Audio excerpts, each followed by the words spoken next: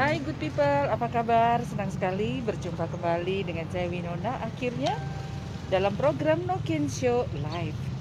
Nah good people, saat ini kami tengah berada di kantor Bulog Merauke. Nah terkait dengan masa pandemi COVID yang masih terus berlangsung diberlakukannya lockdown, tentunya ini juga berpengaruh pada ketahanan pangan yang ada di Kabupaten Merauke ya, terkait mungkin sembako juga. Nah, saya ingin berbincang-bincang dengan pemimpin cabang Bulog Merauke, Bapak Jabirudin. Dan sekarang kami sudah berada di kantor. Banyak hal yang akan kita perbincangkan terkait ketersediaan sembako di Kabupaten Merauke dan juga beberapa hal penting lainnya. Antara lain tentang standarisasi beras petani ya, ini yang juga menjadi perbincangan yang hangat juga. Kemudian juga Merauke sebagai sentra pangan di mana Bulog bisa mengekspor beras keluar Merauke. Nah ini sudah berapa banyak nih good people?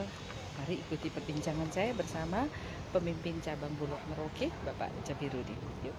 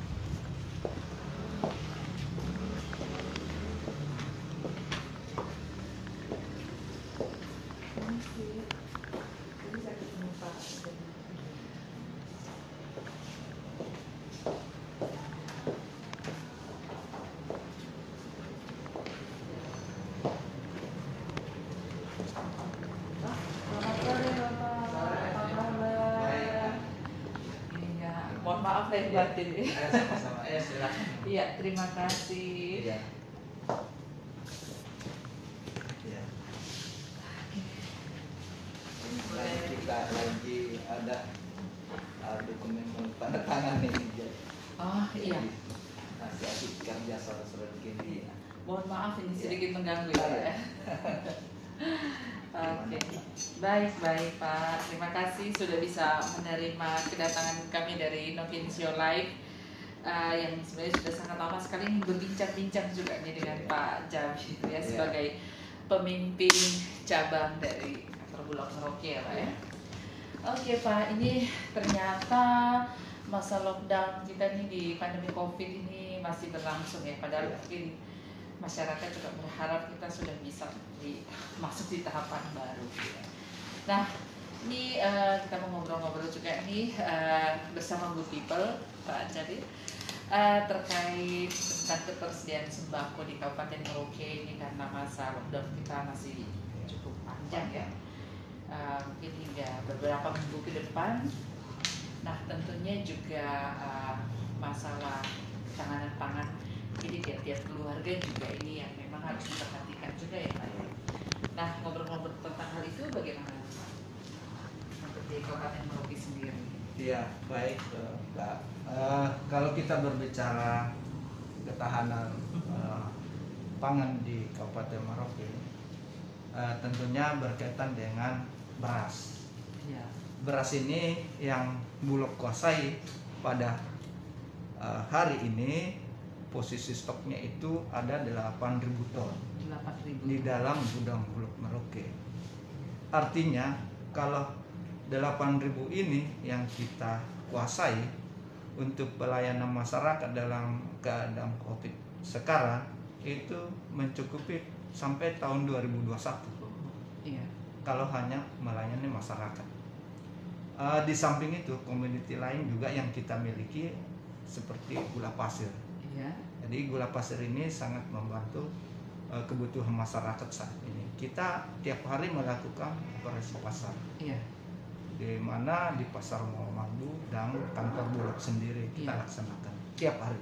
Jadi tiap hari ya, Pak, ya? Tiap hari. Jadi masyarakat tidak perlu khawatir masalah gula lagi karena Iya. kita memiliki ada sekitar 75 ton di dalam gudang, dan ini bulan ini juga didatangkan lagi 150 ton gula pasir, sehingga ini bisa sampai Desember pelayanan gula pasir. Jadi harga yang sudah ditentukan oleh pemerintah itu yang masyarakat beli. Berapa Pak? 12.500. 12.500. Jadi itu masyarakat beli sangat murah lah gitu dibanding terjangkau lah. Yang selanjutnya kita memang dalam pandemi ini Bulog itu tetap diperintahkan untuk membeli beras petani.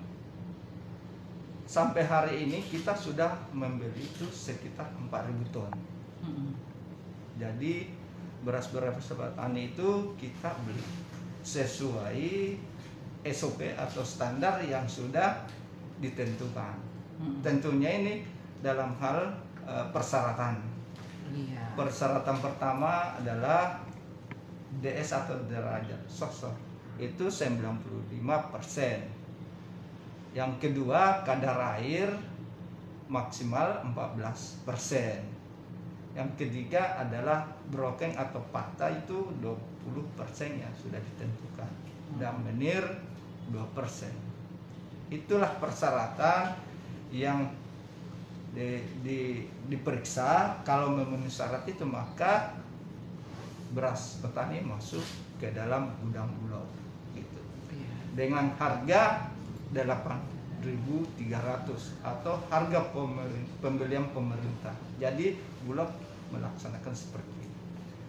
Jadi peraturan atau standarisasinya sudah ditentukan oleh pusat. Kita di daerah tinggal melaksanakan, dan kita sudah mensosialisasikan ke mitra dan lewat mitra kerja ke petani. Hanya mungkin kadang memang beras petani itu ada melebihi dari persyaratan, tetapi itu bukan berarti kita tidak membeli. Tetap kita membeli, artinya disuruh perbaiki dulu, lalu kembali lagi ke gudang Bulog, sehingga beras petani itu masuk ke dalam. Iya. Kalau sejauh ini Pak dari hasil di lapangan ya, kira-kira dari petani-petani yang ada ini beras yang sudah ya sesuai dengan standarisasi tersebut itu bagaimana? Cukup maksudnya sudah cukup memenuhi kuota atau banyak juga yang belum sesuai standar? Sebenarnya kalau berbicara standarisasi beras petani di sini itu beda dengan Jawa dengan Sulawesi. Karena di sini proses jemurnya itu petani langsung yang jemur. Ya kan gitu. Sehingga nanti pada saat mau giling baru mitranya Bulog datang ambil GKG-nya tadi, bawa ke gilingan gitu. Beda kalau di Sulawesi atau di Jawa.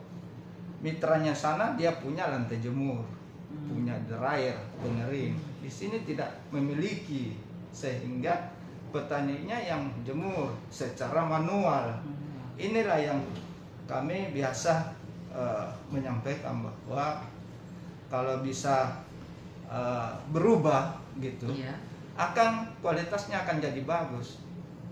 Proses jemurnya harus bagus dan digilingnya jadi bagus. Itu mempengaruhi ya, mempengaruhi proses itu semua. Yang kedua, RMU atau gilingan mitra kerja sini kan tidak semua tidak semua modern.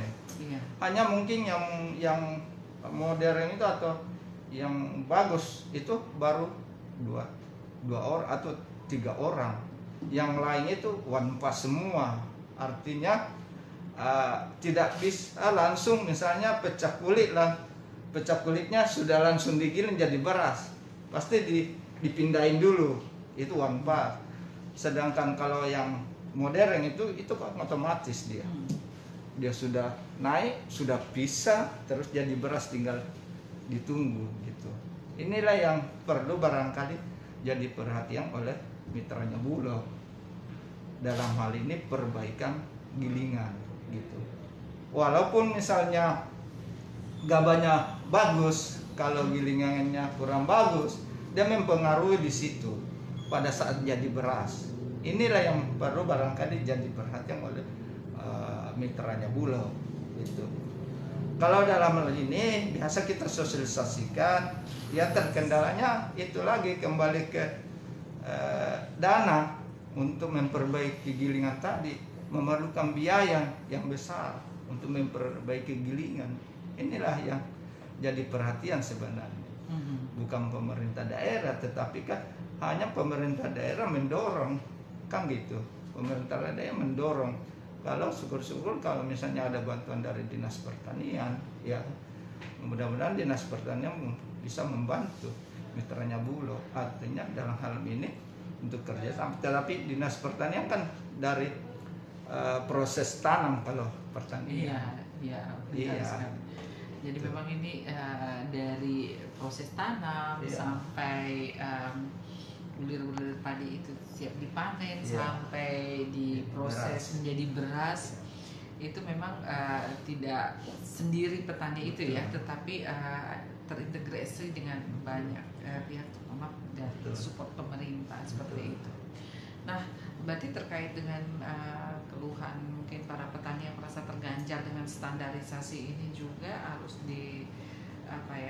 ditangani dengan baik ya Pak ya, sehingga tidak menimbulkan mungkin sedikit miskomunikasi apa gitu yang jadinya bisa saja merugikan kedua belah pihak, dalam arti bahwa karena ini kan semua orang ini sangat kritis ya Pak ya, kalau kita tidak mencari sumbernya yang sesuai nanti bisa menimbulkan hal lagi di tengah pandemi COVID seperti saat ini.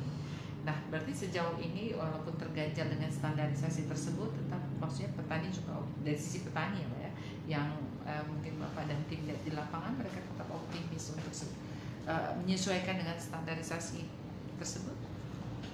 Kalau kami lihat ke lapangan, petani ini sebenarnya mitranya Bulog beli GKG-nya tadi untuk dijadikan beras. Kalau mitranya Bulog sudah beli, maka petaninya sudah terima uang, tidak tahu lagi mitranya tanggung jawab untuk masukkan ke Bulog. Kalau dikembalikan maka tanggung jawabnya mitra Bulog, bukan lagi petani. Ini yang banyak yang tidak paham bahwa berasnya petani pulang, padahal tidak ada tahu lagi karena sudah terima uang gitu. Yang punya tanggung jawab adalah mitranya Bulog untuk memperbaiki. Makanya barangkali yang mungkin teman-teman media atau gimana cari tahu informasi langsung ke saya gitu. Karena saya tahu persis proses ininya, proses bagaimana beras petani ini harganya berapa juga gitu. Itu kami melihat selama ini sih kalau petani senang-senang saja, karena kemarin keluhannya GKG galba yang diterima dia mengeluhnya di situ. Sekarang sudah Bulog beli beras, tidak ada lagi keluhan sampai saat ini. Sampai hari ini juga tidak ada. Ke saya ya. Kalau tidak tahu kalau ke media atau gimana. Ini kan sisi tugas Bulog ya. Tanggung jawabnya Bulog. Itu harus berpihak ke petani. Adapun kalau misalnya ada keluhan, nanti kita datang. Di mana siapa yang tidak beli, nanti kita panggil mitra wilayahnya gitu. Wilayah kamu harus beli itu loh. Kalau tidak Bulog yang turun beli. Dengan harga di atas, kan begitu. Berarti kan kita dengan mitra lagi kurang ini karena kita tidak pas lagi karena langsung gitu. Nah, itu. Tapi memang tugasnya ada dua, kita punya tim seperti itu. Kalau memang harganya sudah dibawa yang dirasa petani kurang pas, maka Bulog berhak untuk beli di situ walaupun mitranya wilayahnya dia gitu. Tapi sampai hari ini belum ada. Kalau memang kita di informasi ada beras yang tidak pembelinya tidak ada, Bulog akan turun di situ gitu. Seperti itu. Berarti memang yang menjadi kunci di sini itu bagaimana membangun komunikasi yang memang efektif ini ya Pak ya, sehingga meminimalisir mungkin terjadinya tidak diinginkan.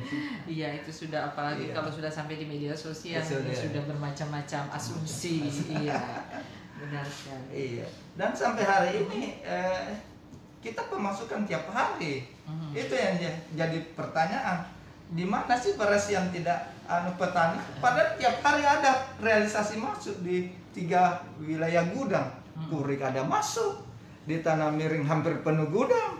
Di sini juga kota masuk juga beras. Jadi Iya. di mana? Di tiap-tiap gudang itu per hari itu berapa? Per hari kemarin kita ada yang 73 ton, ada yang 60 ton, ada malah 100 ton masuk di gudang. Jadi saya pikir ini kalau rata-rata 200 ton per hari, itu 1 bulan bisa 6.000 ton. Berarti bisa gudang cepat penuh. Iya. Gitu. Nah, sekarang ini setidaknya kita sudah punya satu gambaran bahwa sebenarnya ketersediaan beras ya untuk Kota Merauke, Kabupaten Merauke ini sudah bisa tercover ya sebenarnya. Betul. Nah, ketika juga harus diekspor ke luar kabupaten untuk membantu kabupaten yang lainnya, ini bagaimana nih, Pak? Inilah hebatnya Merauke.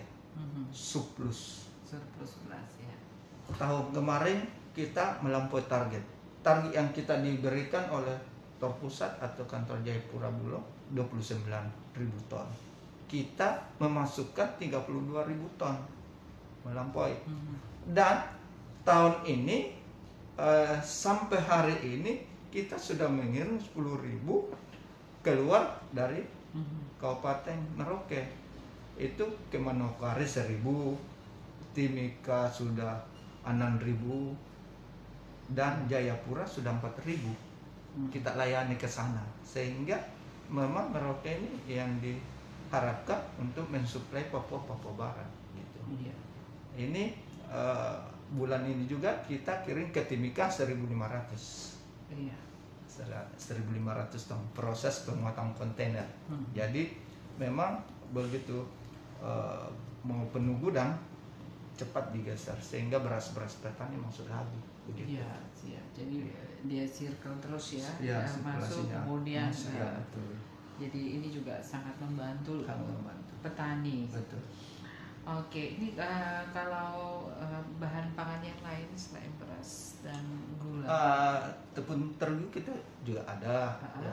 Mungkin kalau ada yang butuh tepung terigu silahkan ke kantor Bulog, kita sudah siap juga untuk melayani. Iya. Untuk komoditi yang kita kuasai. Iya. Ya. Oke. Baik Pak, selama Pak Jabirudin ya dipercaya menjadi pemimpin cabang Bulog ya, ini juga cukup terkenal. Iya, sering masuk media. Iya ya, pasti juga ada suka dukanya, ada tantangannya, tapi juga ada harapan-harapan yang lain gitu ya.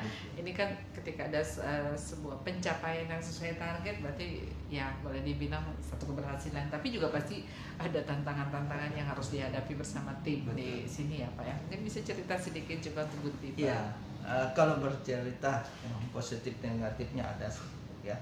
Pertama tentunya yang sisi positifnya itu memang Bulog menargetkan kita ya kan, dan tentunya sering masuk di media sosial sampai ke kantor pusat sehingga kantor pusat di utama kenal kita gitu. Itu sisi positif.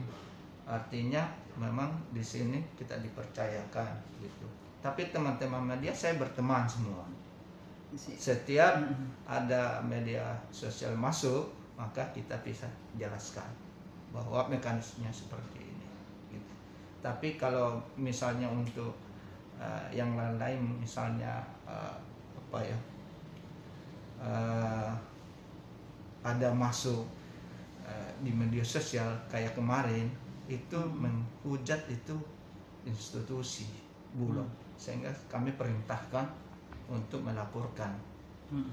Kemarin sudah dipanggil dan sudah minta maaf. Itu di posisi-posisi seperti itu yang kita tidak terima, ya kan gitu. Seakan-akan Bulog seperti apa gitu. Padahal ini Bulog itu sahabat seluruh masyarakat yang ada di Merauke. gitu. Itu saja ya, media-media sosial itu yang ada. Saya tidak mau berbicara yang lain. Nah, saya bukan ke situ, saya tengah-tengah sebagai. Tapi dengan tim sendiri yang ada di sini juga solid ya Pak ya, untuk dalam melayani masyarakat dalam hal pangan ini. Oke.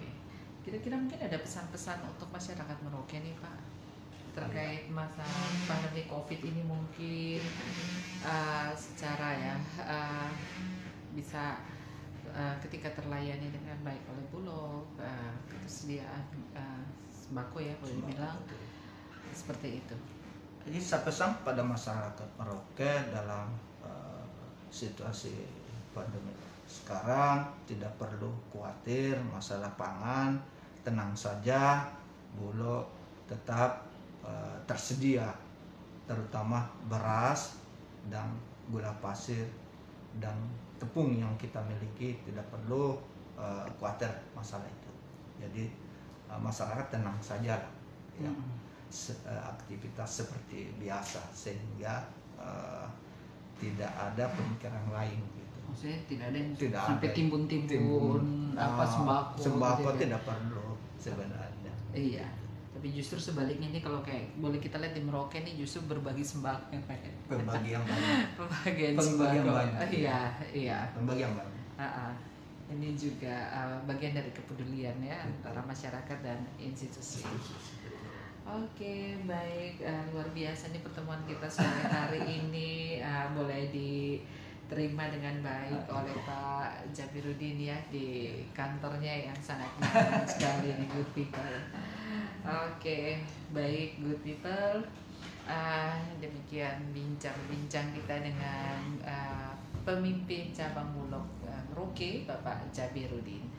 Dan seperti biasa tentunya bahwa program No Can Show Live ini tetap masih disupport oleh para mitra kami dari Sinar Mas Multi Finance, Era Mas Group, kemudian dari Valentine Cafe, Pinang Siri Resto, Rumah Makan Beda Seringgu, Korean Hotel, Halogen Hotel, Swiss Bell Hotel, Rotio, Donat Kiran, Fiona Cake, Waterpark Kelapa Gading, kemudian Rumah Kopi Dewarung, Namex Store, Pele Clothing, kemudian El Floris, Bobaho, dan juga dari Amici Vivitas, didukung pula oleh RRI Radio COVID Tanggap Bencana. Oke, good people.